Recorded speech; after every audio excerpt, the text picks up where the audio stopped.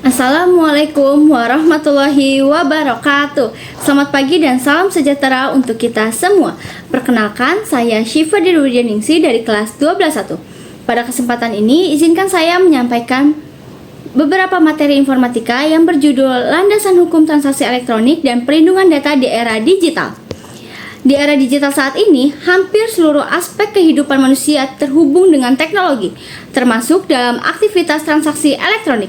Di Indonesia, dasar hukum utama yang mengatur transaksi elektronik adalah Undang-Undang Nomor 11 Tahun 2008 tentang Informasi dan Transaksi Elektronik atau Undang-Undang ITE yang terakhir diperbarui melalui Undang-Undang Nomor 1 Tahun 2024. Undang-undang ini memiliki posisi yang sangat penting karena menetapkan bahwa dokumen digital memiliki kekuatan hukum yang setara dengan dokumen konvensional, serta menjadi landasan hukum bagi seluruh aktivitas digital di Indonesia. Salah satu hal yang diatur dalam Undang-Undang ITE adalah kontrak dan tanda tangan digital. Pasal 18 menegaskan bahwa kontrak elektronik bersifat sah dan mengikat bagi para pihak selama memenuhi syarat umum perjanjian. Sementara itu, pasal 11 mengatur keabsahan tanda tangan elektronik asalkan memenuhi unsur keamanan tertentu. Hal ini menunjukkan bahwa perjanjian yang dibuat secara digital memiliki kepastian hukum yang kuat dan tidak dapat diabaikan begitu saja. Lebih lanjut, dalam konteks data pribadi yang seringkali disalahgunakan di ruang digital, Indonesia telah mengesahkan Undang-Undang Nomor 27 Tahun 2022 tentang Perlindungan Data Pribadi atau Undang-Undang PDP. Undang-undang ini memberikan hak-hak penting kepada pemilik data, seperti hak untuk mengetahui, memperbaiki, dan menghapus data mereka, serta mewajibkan pengendali data untuk meminta izin terlebih dahulu, menjaga keamanan data, dan bertanggung jawab jika terjadi kebocoran. Dalam Undang-Undang PDP ini juga terdapat sanksi tegas bagi pelanggar, baik dalam bentuk administratif maupun pidana. Selain itu, dalam sektor perdagangan, Peraturan Pemerintah Nomor 80 Tahun 2019 tentang Perdagangan melalui Sistem Elektronik atau PPPMSE mengatur secara khusus perlindungan terhadap konsumen dalam transaksi e-commerce.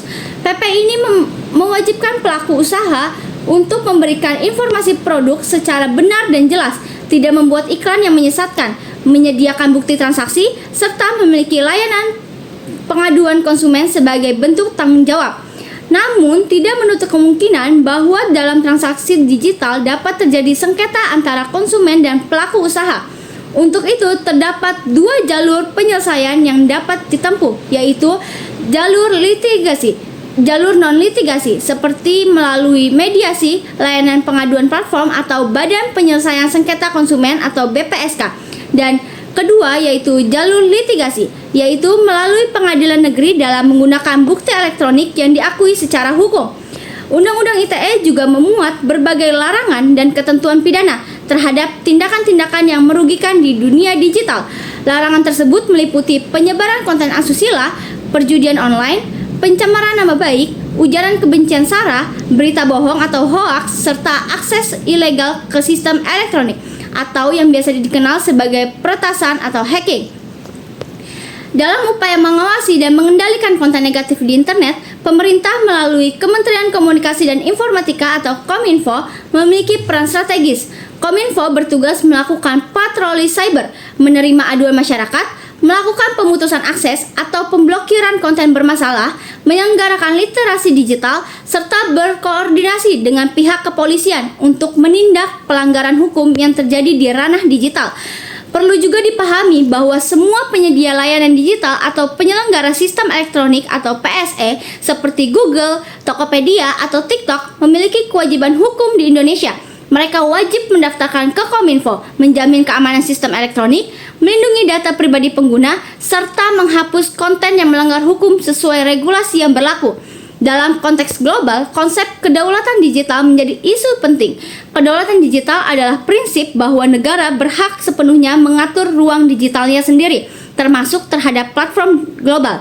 Oleh karena itu, semua PSE asing yang beroperasi di Indonesia wajib tunduk pada hukum nasional. Tantangan utama dalam implementasinya adalah sifat internet yang tanpa batas geografis adalah serta adanya perbedaan sistem hukum antar negara yang seringkali menyulitkan penegakan regulasi lintas batas. Melihat dinamika ini, Undang-Undang ITE telah direvisi melalui Undang-Undang Nomor 1 Tahun 2024 dengan tujuan menyesuaikan peraturan perundang-undangan dengan perkembangan teknologi terbaru dan mengatasi pasal-pasal multitafsir yang selama ini menimbulkan polemik revisi. Ini juga bertujuan untuk menyelenggarakan ketentuan dengan Undang-Undang PDP, memperjelas aturan mengenai pencemaran nama baik, serta meningkatkan perlindungan terhadap anak. Dengan demikian, hukum digital Indonesia diharapkan menjadi lebih adaptif, adil, dan relevan dengan perkembangan zaman. Sekian penjelasan materi yang saya berikan, kurang lebihnya mohon maaf. Wassalamualaikum warahmatullahi wabarakatuh.